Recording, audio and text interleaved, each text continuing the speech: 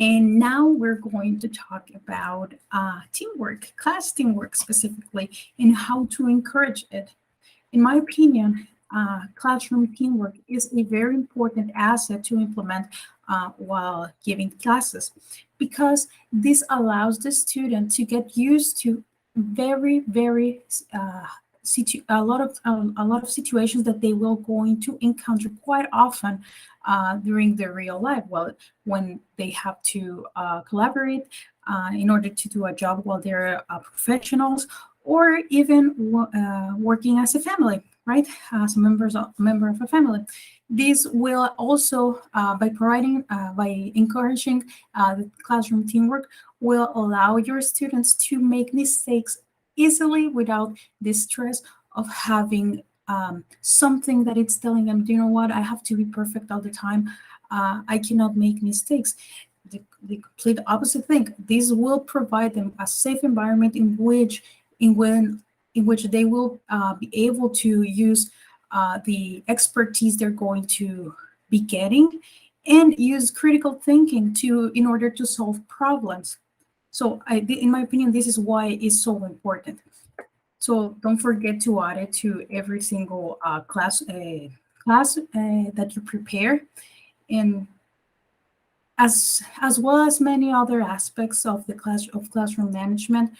Teamwork has its pros and its cons. I would like to start with its cons because I think due pandemics, this is a very, very a strong opinion that most of the students have, and some of the teachers too.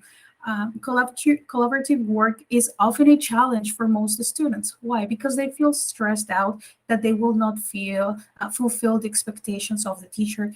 They also feel stressed out because they have to talk to other people that they don't even know in person, and this leads to a lot of uncomfortable situations. So this is why providing a very safe environment for the student, it's very, very important. It's essential so they will feel comfortable to work with other people. And if this is the second point that I would like to talk about, it's that if it's not applied correctly, this could lead to a huge waste of time. Therefore, for this reason, you have to plan very carefully what kind of teamwork you apply to your classes. You cannot apply the same format of teamwork to every single class. So, for example, if you are trying to implement oral dissertations for your students, you'll have to allow them to have a little bit of more time to prepare in order to do that, rather than just do a collaborative drawing in class about the topic that you're reviewing with them in that precise moment. And of course, jumping back again to pandemics, as I mentioned before, the pandemic, most virtual classrooms won't allow you to do teamwork during sessions. So, for example, you'll need to pay for those like options. For example, on Zoom or Google Classroom, you can group your students in different teams within the call. However, you'll need to pay extra in order to do that. So usually teamwork is done after class and usually as a homework. And now going to the positive aspect of teamwork, it definitely it has to be implemented in every single class because it allows the students to get different point of views about the same topic. For example, the topic for today is apples, and we're going to talk about apples. And you have your teams working together, and they start discussing. You know what? I think apples are red, but another student has encountered a different situation in which apples were green, and they said, you know what, I've seen red apples, but I've also seen green apples. And then another person has a different input. You know what, I've seen red and green apples, but I also have seen yellow apples. So they will generate a different criteria and use their critical thinking in order to get into new conclusions. This also encourages a peer-to-peer review, which in my opinion is the best way to provide reviews. And we will jump to that in a few seconds and in more in depth. And it allows the student to work a little bit less. This is due they are allowed to talk to each other, and they split the work in between the different members. Every member has a role whatsoever. They will be able to focus on one aspect of the work that you are giving to them, and this will create, even if it's a bigger product, they will work a little bit less. And now, while creating teams, there are some aspects that you need to consider. You can implement very different activities or fun games in order to create the teams.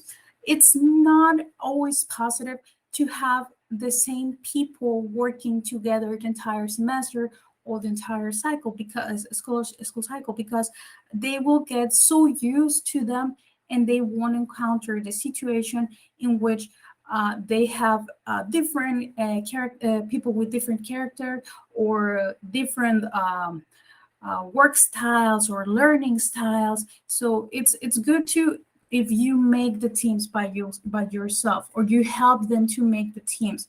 By implementing fun activities, I mean, for example, you start giving numbers to your students. You know what? You student A are going to say 1, then you student B 2, and we're going to go from that until number 5. And at the end of everyone has a number. We're going to pair number 1s, number 2, number 3s. You can do that too with letters, with colors. You can do by pair numbers and noun numbers according to the assisting list. And also you can do a bowl with papers and put the names on it. There's a lot of different activities or games that you can do with them.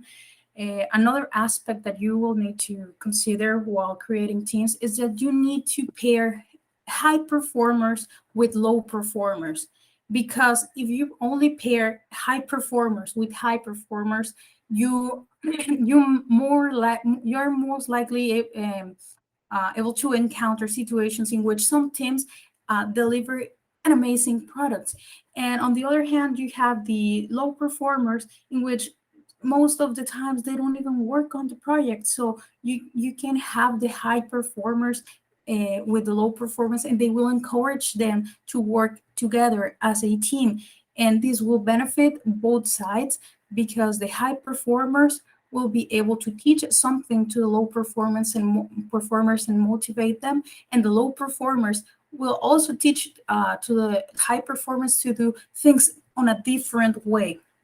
And also, while creating teams, you need to set clear boundaries. This will save you a lot of time, because while working together as a team, when your students are working together as a team, they will have plenty of questions about what they can do and what they cannot do. So this will save you a lot of times, and these will maximize the time your teams have to work on the assignment. And also, by assigning roles, you're going to save a lot of time to the teams. For example, you have a team of 3 people, and they have to do a drawing based on descriptions. Okay, so the one person is going to draw do the drawing, then the other one is going to do the description, and the third one is going to present the activity. He's going to do the oral dissertation. So in this way, everyone will have a role, everyone will know what to do up front, and this will also save you a lot of time by avoiding to answer questions that should have been explained at the very beginning of the activity. And now we're going to talk about feedback. Feedback, it is very, very essential to do, in not only while learning a new language or while teaching a new language, but in learning in general, because this will provide to your students, or for you as a teacher, to have something to work from. When you're reviewing a team and you see one student's feeling lost, uh, the best thing that you can do is provide feedback to them. This is very important, so the student will know which are their opportunity areas, so if they can start working on that. And it is also very important that the feedback that you provide is genuine. If it's not genuine, it's rather it's it could lead to a lot of questions from the students. So when you're doing feedback, try to make it on a genuine form. This also leads us to have meaningful feedback. There's no point to provide feedback if you're not going to tell something to the student that has a meaning, that has something that can be applied to their life or to the class in general. Try to focus on positive feedbacks, on positive aspects of their assignments, of the things that they're doing, because this will encrypt in their brains, and it will be more easier to recall those things that they need to improve rather than the negative things. And also, as I mentioned before, peer-to-peer feedback is your best friend. Peer-to-peer feedbacks opens door for most of the student, if it's not all, because they will acknowledge there's different points of view about the same thing they're talking about, even though it's the same thing that they are talking about. This will also help them to grow together, to reassure knowledge, to get new knowledge, and also to improve their communicative skills, which is very important. This is something that will affect on your students' performance, even though you are not their teacher. So feedback has to be meaningful, has to be genuine, and has to be very helpful. In order to achieve that type of feedback, it's there's a technique that you can use in which while doing your feedbacks, or by doing them by writing, by doing them by orally form, you can ask to yourself, and like personally, what can the student do, what can't the student do, how does the student work compared that with that of others, and how can the student do better. By following this pattern, you will be able to create a good structure for your feedbacks, and they always be meaningful and positive. And in order to provide effective feedback, um, there's a lot of characteristics, but there's some points that I would like to talk about, which in my particular opinion, these are the most important aspects while you're providing feedback. While you give feedback to your students, always do it with the intention of keep them on target. Don't try to micromanage every single thing that they'll do. Look for the biggest picture and try to guide them to the right path. Also, you can provide feedbacks verbally or in written form. You don't have to do it in the same way all the time. You can even put some sticky notes on their works instead of writing on their assignments, or you can even, if now with technologies we can do voice calls, or we can do video calls. So take advantage of those assets that now we have with technology, and use them while providing feedback. Also, be considerate. Some students have different needs than others. So the feedbacks are not going to be always the same. So be very careful while you provide feedback, and take into consideration what they need and how they're doing. Do not use negative sentences, never, because negative sentences or negative assurances are something that sticks together with a person. If someone tells you that you cannot do something, you're most likely to start thinking like that. So instead of telling someone, one of your students, that they cannot do something, encourage them to the right path. That, you know what, I think you can do that. For example, as the example that I have here, instead of saying that something is not correct, ask them more questions and see how the how they got into that conclusion. It's interesting how you got to that conclusion. Can you elaborate more about it? Show them that you have a lot of interest on what you are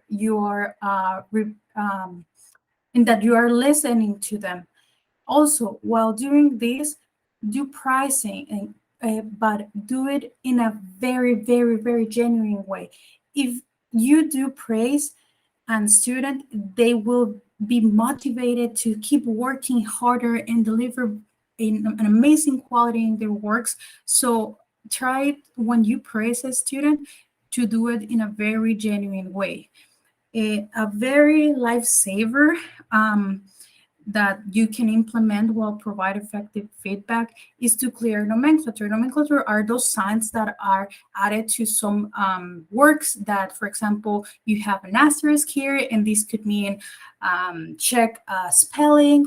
You can highlight something with green, and that could mean wrong word or misspelled. So create something that you can do while reviewing your students' assignments, and will make the work easier, and the student will have access to know what do you mean and what they have to correct in order to get better with their work, with their quality of work within their assignments.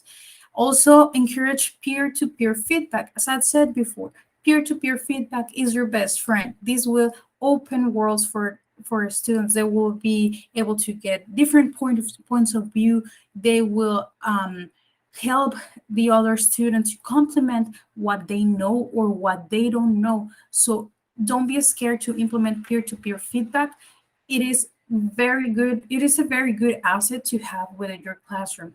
Also, allow your students with time so they can acknowledge their own mistakes.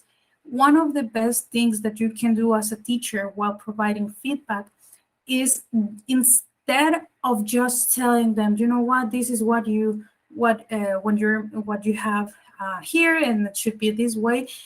Ask them questions and guide them to the right path, because by doing that, they will be able to recall that information, because they already did a process in